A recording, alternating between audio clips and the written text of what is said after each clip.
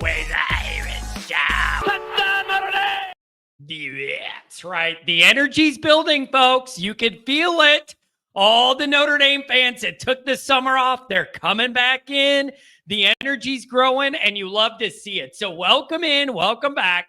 Let's do a fact or fiction Notre Dame summer edition of the Always Irish Show. Are some of these things we're talking about true? Imagine somewhere in the middle. Let's go over the validity of some of these debates and arguments we've been hearing. As always, thanks for being here. You can find the program on YouTube. Do it. Subscribe if you haven't yet. Appreciate it very much. Give the video a thumbs up. That helps Yanni out. Notifications on. That way you don't miss nothing. Twitter, the cesspool that it is. Search bar, Always Irish Rat. Always Irish Inc. Emails, alwaysirishnd@gmail.com. Audio only. Anywhere you want it, you can get it. You don't want to see my face. Nobody blames you. Audio only. That's the way to go. Call-in lines are popping, baby. 312-900-8815. Tell Uncle Johnny, oh, you've heard and seen Notre Dame on that side. Read all about it. I got something for you every day. Couple of these articles doing some good numbers, talking about Freeman and the recruiting changes. It's all building in a good direction in that regard. Don't forget patreon.com/alwaysirish. The Dream Team, myself, couple of Notre Damers, Mike Goolsby, Jared Clark, and ND Recruiting 01, Jack Sullivan. We're all here talking Notre Dame football year-round. We're going to have a good year. Thanks to everybody that's over there. Appreciate the support. Really do. All right, let's get into this.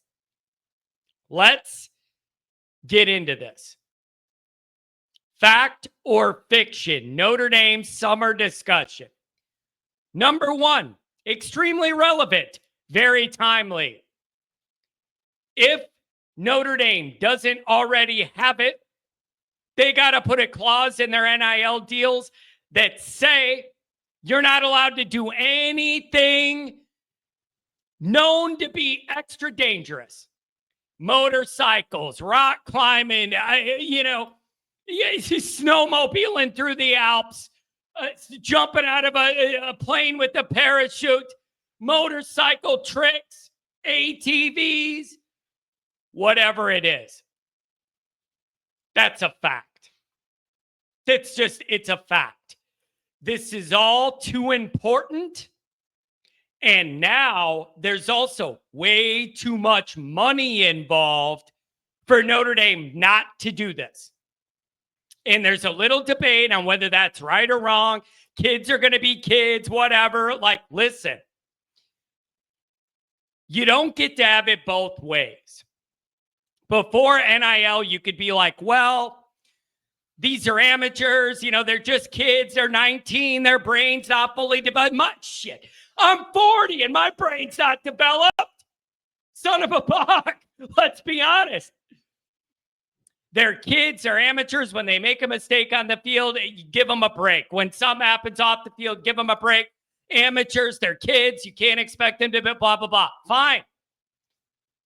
Once you start receiving hundreds of thousands, if not millions of dollars to be a part of this football team, things change.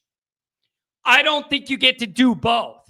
In certain things, we're just the kid, blah, blah, blah, blah, but we're paying you $300,000 a year to play football at Notre Dame, good football. So I don't think you get to do it both ways, and you have an obligation to be responsible. And it's like, listen, I got people in the morning show, oh, John, I grew up in the country. We rode four-wheelers all the time. No big deal, whatever. You're overreacting. Nobody cares if your body's broken in half. Nobody cares if I wipe out on a dirt bike and split my wig. This is different.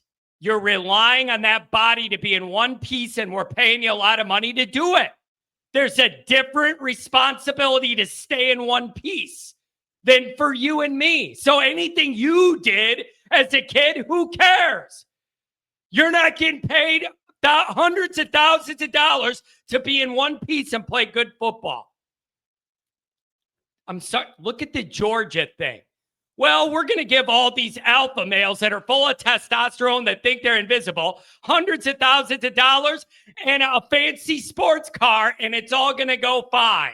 No one will drive 180 and be reckless. Like, I'm just saying. You don't get to do the amateur thing when there's this much money involved. The calculation has changed.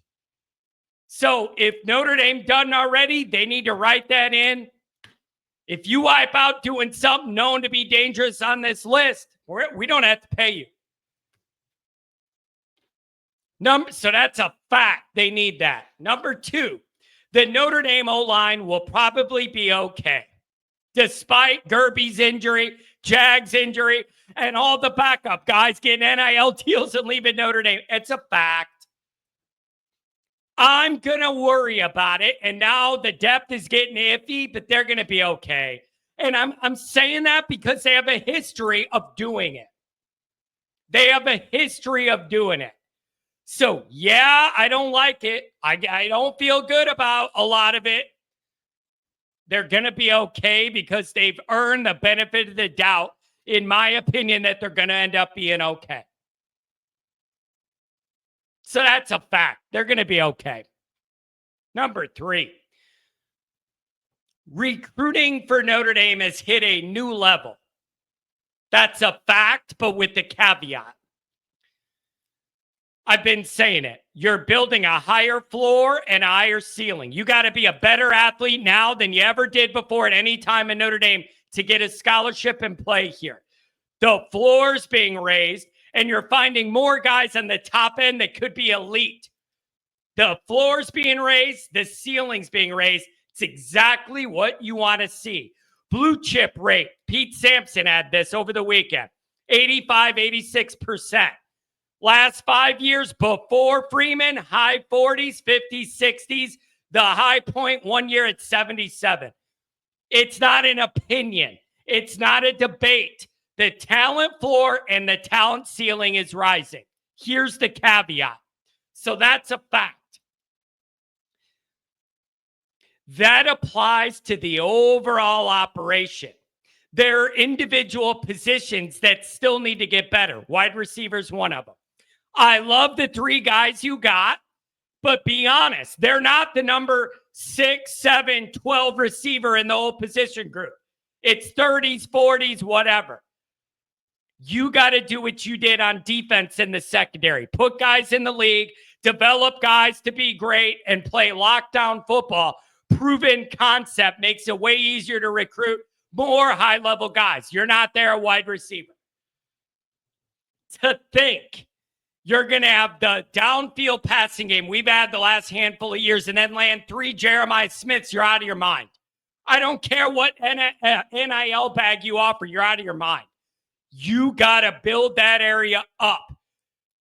Have a quarterback more capable and comfortable throwing it, involve those guys more. Show that this could be a destination and you'll start getting better guys. Good start, but it isn't where you want to end. But overall, you cannot deny talent floor, talent ceiling, moving up. That's the tide that raises the whole program. Number 4. I'm going to lose my mind. Everybody has injuries. It's not a big deal what happened to Jagasaw. Just relax. Everybody's going to have injuries when you get to camp. Are you trying to prove my point or go against my point? Some people are saying to me, John, everybody's going to have injuries when we get into camp. This is just, we got ours now or whatever. It's going to be fun. How does your brain work, man? Yes, everybody's going to start getting injuries when you get into camp.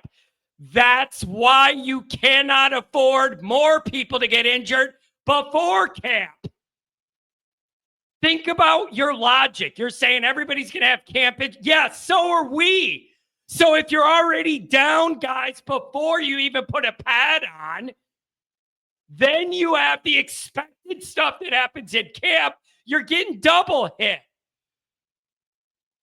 So I don't understand how anybody thinks that disproves my point. It further proves my point. Yes, everybody's going to have camp injuries. That's why you can't afford key guys to drop before you even get there. You're proving my point, but you think you're proving a different one. Son of a buck. Logically, that makes no sense to me. So that is fiction. I can't understand that theory. You think because we had Botello and Jags and Gerby getting hurt now, oh, all Notre Dame's injuries are accounted for. Nothing's going to happen in camp? Makes no sense. You are a Notre Dame fan just trying to feel better about it. Logically, that makes no sense. False. Fiction. Number 5, I struggle with. 2025 Notre Dame is in a reload, not a rebuild year. Fact and fiction. Johnny Nuance strikes again. Fact and fiction. Overall, this program is in a really solid spot. Really solid spot. A lot of talent in the program, a lot of depth, a lot of areas that are proven to be good. However, you are starting a brand new quarterback this year. You have a brand new DC in charge of keeping that defense elite. This is a fact and a fiction. Overall, you feel really good about it, but you got to acknowledge you're running out a first-time starter against Miami and A&M. You don't know how that's going to go. You don't know how that's going to go.